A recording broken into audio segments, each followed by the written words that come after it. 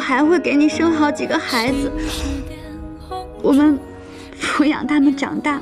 我突然就想，如果你早出现，在我最美好年华的时候出现的话，该有多好！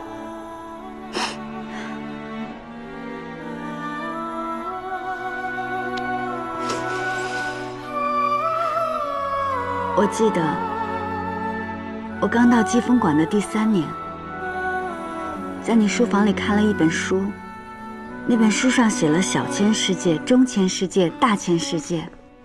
书里面说呀，人生广阔，过去未来有许许多多的重叠和交换。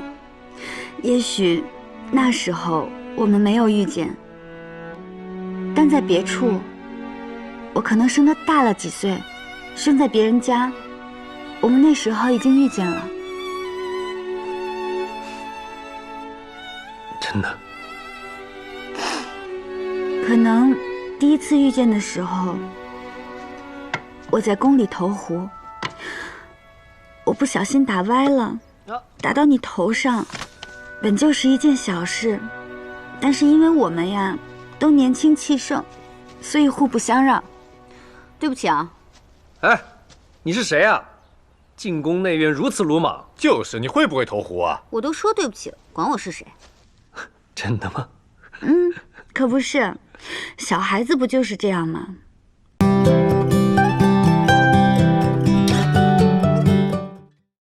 不过啊，之后我在你那儿可没讨到什么好处。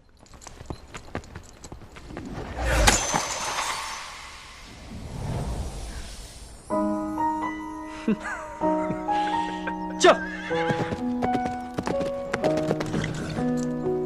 还以为是谁呢，原来是一个不懂规矩的假小子。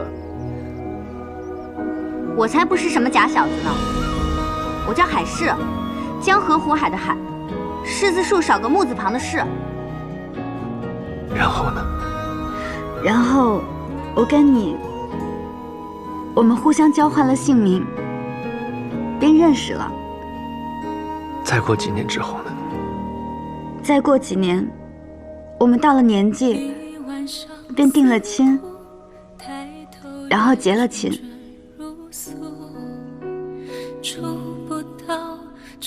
然后我还会给你生好几个孩子，我们抚养他们长大，然后我跟你慢慢变老。